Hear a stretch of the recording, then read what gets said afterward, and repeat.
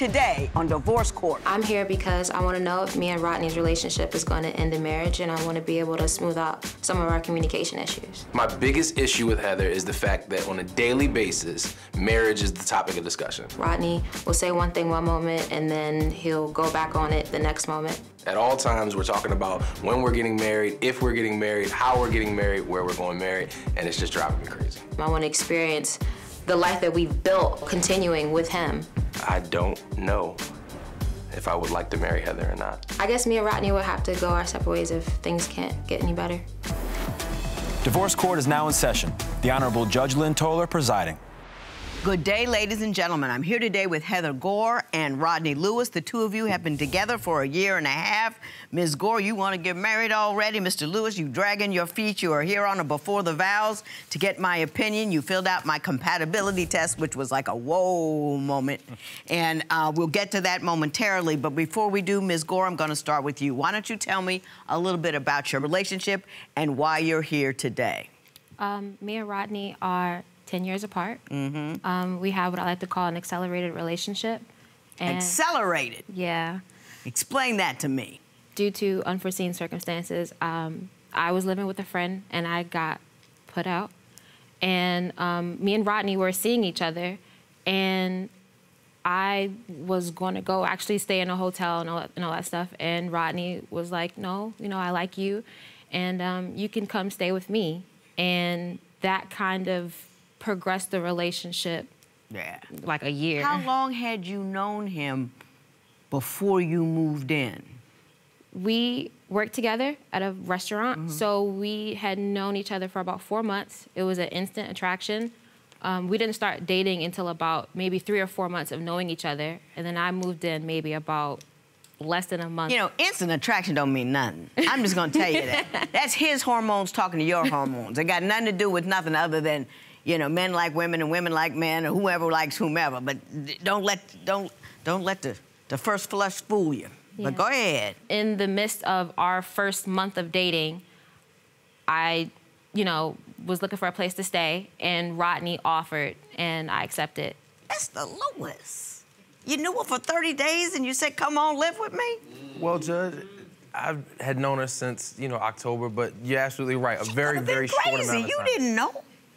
You're absolutely right. The way that I looked at it was, it didn't make sense for her to expend whatever resources she had trying to just, you know, basically struggle through the mud, staying in, you know, different types of places when I had grown an affection for her relatively quickly. I figured if I could lend a helping hand, then I would. All right. I understand. Since you've moved in, though, there have been some difficulties. Our age difference is 10 years. You're 20, and Yes. he's 31. Yes. Correct. Because I moved out so early, I didn't have the time or the resources to pursue driving school and get my license. Right. So I wasn't driving when me and Rodney started dating, and Rodney knew that, and Rodney was okay with that. And, you know, he takes me, you know, wherever I need to go, like whatever errands I need to run. And sometimes he kind of, like, I don't really like how he drives because I was in a really bad car accident. And I'm just really, like, car shy or whatever. So he drives kind of erratic. He drives like with his emotions. If he's angry, he'll drive angry. If he's, you know, whatever, he'll just drive weird. And I have made note about it. And because I don't drive, Rodney will be like, oh, well, stop side seat driving. You know, you don't drive, so let me do this. Like, let me handle it, or go get your license, go get your own car. That reasoning sounds pretty good to me.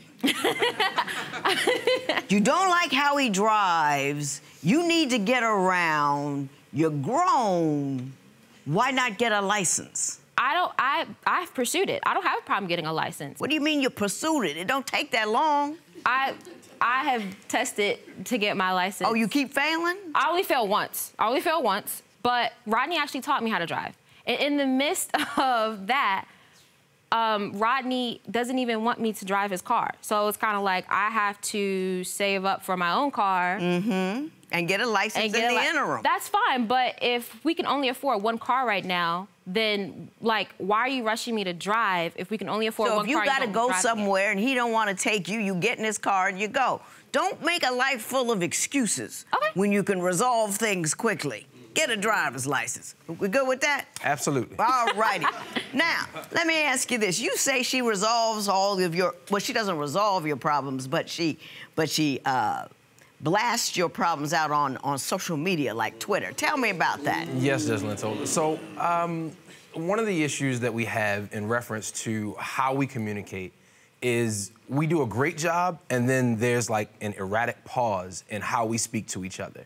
It ends up becoming, okay, you must have said something that was too egregious, so now I don't want to speak anymore. And not necessarily from a disrespectful standpoint, but we have been able to get directly to the source of the issue, and it's just not a place where we feel comfortable of both of us settling. Give me an example. We had an issue about like marriage, and what happened was she said, well, you know, if you don't plan on marrying me, then I'll just break up with you. And I took it as a joke because we play games a little bit too much like that, and it actually turned into a tweet that I saw later. And this was one of the things that actually prompted me to just kind of close down social media because I didn't want to see those type of things coming through anymore. Do you do those subtext tweets? You know, you tweeting out to the world, but you really poking them in the side? Yes. And in your quest to become a wife, how do you think that plays? Poorly. I'm trying to express exactly how I feel without poking the bear. Sometimes me talking directly to Rodney, it kind of gets lost in translation and it ends up offending him or coming off the wrong way. But if so you think telling the world will be more effective at precluding from poking the bear than just telling him? No. Men don't like that. Yeah. I'm just telling you right now, they don't want you talking your business about what's going on with him to the world. So you didn't really do it to avoid poking the bear. You were looking to poke the bear, right? Yeah. Yeah, don't pretend. I can't help you if you pretend, okay? So we're gonna move on from there. Let's talk about the dog and how you believe Mr. Lewis is always trying to teach you lessons. The dog was a bit expensive. It was almost $1,000 dog. Beautiful dog. Many dollars. Hold up. You got one car, can't afford another one, and you got a $1,000 dog. Yes, ma'am. Oh, my God. Stupid tax.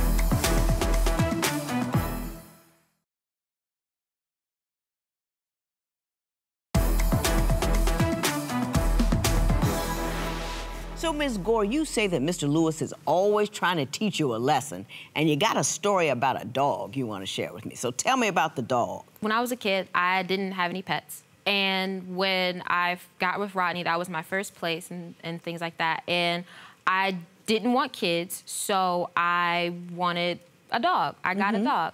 And initially, me and Rodney fought tooth and nail for this dog. Like, we almost broke up. We just had a bunch of disagreements about like if we could afford him, if we could take care of him, all that stuff like that. We get the dog, and fast forward maybe about 8 or 9 months later, I cannot stand the dog. He's really like, he's gorgeous. He's a dog. He's a puppy. He's a miniature dachshund. He's a little sausage. He's a dog. And he has accidents in the house. He recently just brought fleas into the house. So what was the lesson Mr. Lewis tried to teach you based upon your experience with the dog? I told you shouldn't have got a dog. You got the dog. You hate the dog. And now I'm gonna make you keep the dog because I told you not to get him and now you don't want him. Did you say that? Absolutely, I did. I didn't want the dog initially for all of the purposes that she just said. I didn't know that at the time we could really afford that type of dog. The dog was a bit expensive. It was almost $1,000 dog. Beautiful dog. Hold up.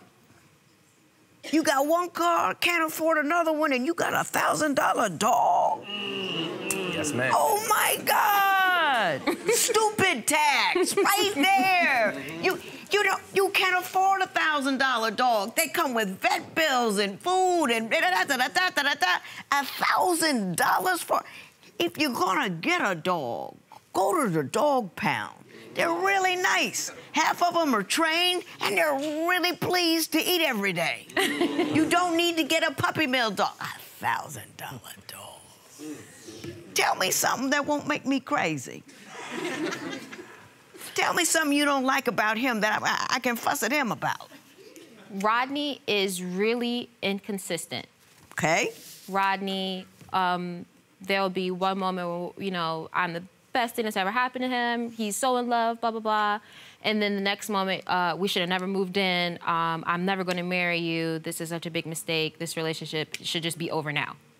Mr. Lewis, do you go from one extreme to another? Absolutely, and that's the bear that she's talking about poking. I am somewhat moody, and it's something that, if I'm being completely honest, it's been like that since as long as I can remember. I fly by the, seat of my emotions, so to speak. I guess it's the cancer in me, but the truth of the matter is that I am mostly logic-based, so when the logic doesn't match up, like, for instance, getting a $1,000 dog, but we're literally arguing every day about this $1,000 dog, then I can become moody and say, all right, well, I'll do it, but begrudgingly. The whole time while we have it, I hate it. I found something to fuss at you about. Here you go. Men are always telling me I'm logic-based until I get upset.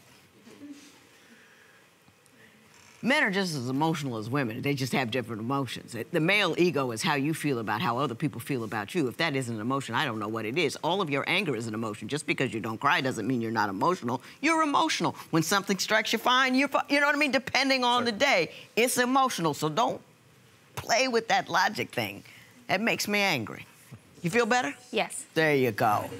So I'm gonna go from here to the topic of marriage, which is really the topic that undergirds this entire problem that you have. You want to get married, and you're not at home with the entire concept. The reason he thinks that there's no value in being a wife as opposed to a girlfriend, because y'all been giving it up and doing too much before you get married.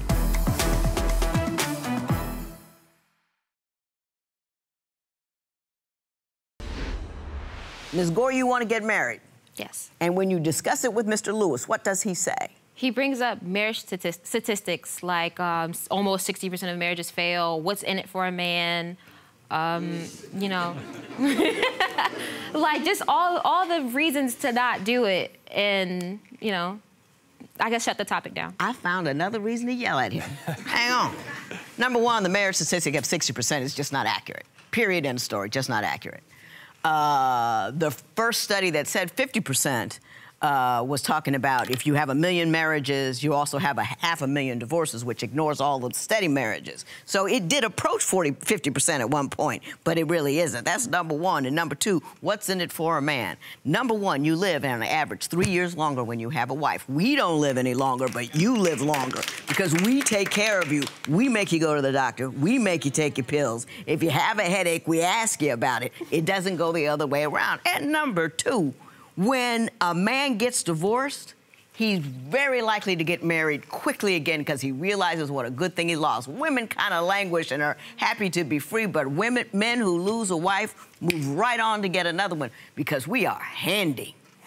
Yes. I'm done. Now, what are your thoughts about marriage? Realistically, what you just said kind of brings a bit of clarity. Like, I didn't even know anything about the age difference, the fact that a man gets to live just a little bit longer, 3 or 4 years longer, because of the care of a caring wife. My biggest issue is with the institution itself, especially in Western society. Okay. The truth is, or the way that I perceive it, the way that I feel is that there are not very many benefits for a man to be able to be married other than to please his wife. In today's society. I feel that way mostly because of money? prenuptials. In all fairness to Miss Gore, she has already agreed that she'd absolutely go through, having prenuptial setups for us, and of course, anything that we do after we were married, we'd split like we would be fair to do. It's just, it sounds like a whole bunch of commitments on a man's end without a ton of rewards. Can I say something? Wow, that's really deep. So you don't think having a wife has any value to you other than what I just said? Certainly, but coming from a household of a single mother, I've learned to do a lot of the things that of yesteryear they say the wife is supposed to do. I don't agree that that's the case anymore because those are domestic chores. The value that a woman brings to a relationship isn't the cooking and the cleaning, even though we do that. It goes far beyond that. We care for you people. We take care. We ask you how you are all the time. We soothe you. We're a constant. Now I'm gonna yell at you. The reason he thinks that there's no value in being a wife as opposed to a girlfriend, because y'all been giving it up and doing too much before you get married. I agree. End of story. I agree. I never cooked my husband a meal until after we got married. And then, I don't know. You know what I'm saying? I didn't clean his house, I didn't do nothing for him. Never. And now you do everything for them. You got you installed in their life. You have sex with them. You feed them. You do all this all that married stuff. And then you say, why won't you give me a ring? I got no reason. Yeah, I agree. I got no reason. What you gonna do about that? I don't know. I'll give you a minute to think about it and I'll get back to you. Divorce Court. Divorce Court will be right back.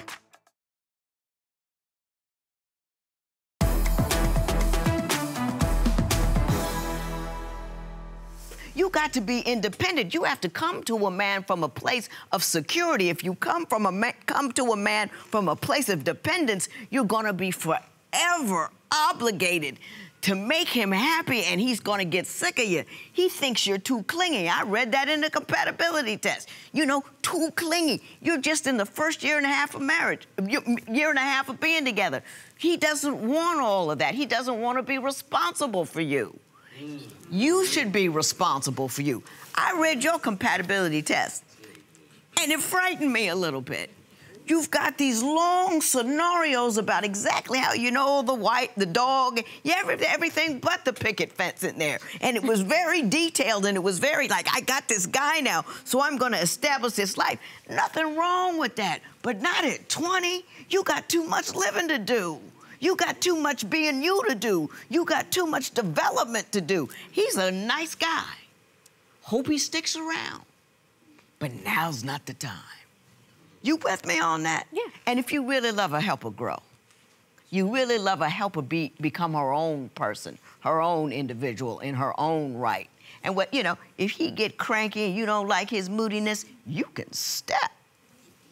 That's the beauty of being an independent woman. He knows now you can't step, so he can crank all he wants to. He has no internal motivation. Not that he's a bad guy, but people do what's easy, and that's easy. You know what I'm saying? Yeah. They told me you watched the show. So I got 2 books for you. I was gonna give you Making Marriage Work, but I don't think you should get married, so I'm not gonna give it to you.